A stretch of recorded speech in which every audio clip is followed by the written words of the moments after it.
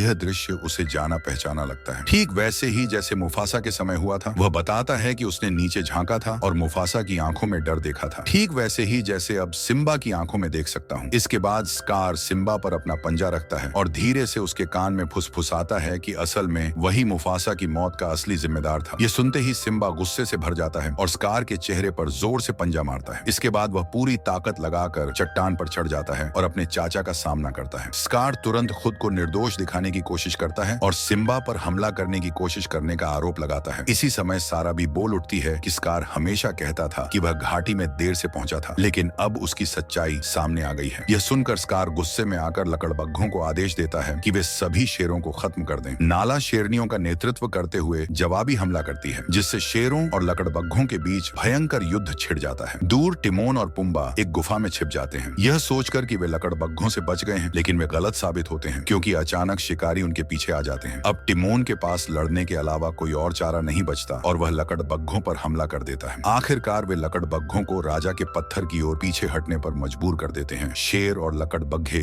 लड़ते रहते हैं जबकि आग पूरे युद्ध के मैदान में फैलने लगती है। इसी बीच शेनजी नाला को देखता है और कहता है कि वह इस पल का सालों से इंतजार कर रहा था, लेकिन नाला जवाब देती है कि वह अब शावक नहीं रही, वह पूरी तरह तैयार है। इसके बाद वह पूरी ताकत से शेंजी पर हमला कर देती है। झांझू भी लकड़बग्घों का ध्यान भटकाने की कोशिश करता है लेकिन वह फंस जाता है। तभी राफिकी अपनी छड़ी से लकड़बग्घों पर वार करता है और झांझू को बचा लेता है। इसके बावजूद शेर संख्या में कम है और मुश्किल में पड़ जाते हैं। नाला लगभग शेंजी से हार जाती है लेकिन आखिरकार उसकी गर्दन पर वार कर उसे चट्टान से नीचे गिरा देती है। अन्य शेरनियां भी लकड़बग्घों से लड़ती हैं और उन्हें हरा देती हैं। जब लकड़बग्घों को समझ आता है कि वे जीत नहीं सकते तो वे भागने का फैसला करते हैं। दूर से सब कुछ देख रहा स्कार भी भागने की कोशिश करता है लेकिन सिम्बा उसे जाने नहीं देता और उसका पीछा करता है। सिम्बा अपने चाचा को पहाड़ की चोटी पर फंसा देता है जहां से भागने का कोई रास्ता नहीं बचता। डर कर स्कार दया की भीख मांगता है और लकड़बग्घों पर आरोप लगाता है कि उन्होंने उसे ऐसा करने पर मजबूर किया है और यह भी कहता है कि उसकी योजना थी कि वह उन्हें खत्म कर देगा। लेकिन स्कार यह नहीं जानता कि लकड़बग्घे उसकी यह बात सुन रहे हैं। सिम्बा उसकी बातों पर विश्वास नहीं करता। तब स्कार भावुक होने का नाटक करता है और सिम्बा से दया की गुहार लगाता है। सिम्बा आखिरकार उसे माफ कर देता है लेकिन उसे राज्य छोड़कर हमेशा के लिए चले जाने को कहता है, बिल्कुल वैसे ही जैसे बचपन में स्कार ने उसे कहा था। स्कार जाने का नाटक करता है लेकिन उसके मन में कुछ और ही होता है। जैसे ही वह जाने लगता है वह गर्म कोयले का एक गुच्छा उठाकर सिम्बा के चेहरे पर फेंक देता है। सिम्बा पीछे हटता है लेकिन फिर अपने चाचा के पीछे जाता है और दोनों के बीच एक भयंकर लड़ाई शुरू हो जाती है। आखिरकार सिम्बा स्कार को ऊंचाई से गिरा देता है, ठीक वैसे ही जैसे स्कार ने मुफासा के साथ किया था। हालांकि स्कार गिरने से बच जाता है और नीचे बचे हुए लकड़बग्घों के पास आ जाता है। स्कार हमेशा की तरह चालाकी दिखाने की कोशिश करता है और लकड़बग्घों को धोखा देने का प्रयास करता है लेकिन वे पहले ही उसकी सारी बातें सुन चुके होते हैं। उन्हें एहसास हो जाता है कि स्कार ने उन्हें धोखा दिया है। बिना एक पल गंवाए वे सब उस पर हमला कर देते हैं और उसे जिंदा खा जाते हैं। फिर कुछ समय बाद बारिश शुरू हो जाती है जिससे पूरे राज्य में लगी आग बुझ जाती है और सब कुछ शांत हो जाता है। फिर राफिकी सिम्बा के पास आता है और उसे नए शेर राजा के रूप में ताज पहनाता है। सिम्बा अपने पिता मुफासा के सपने को पूरा करता है और राज्य को दोबारा समृद्धि की ओर ले जाता है। सो इसी सस्पेंस के साथ ये कहानी यहीं पर समाप्त होती है।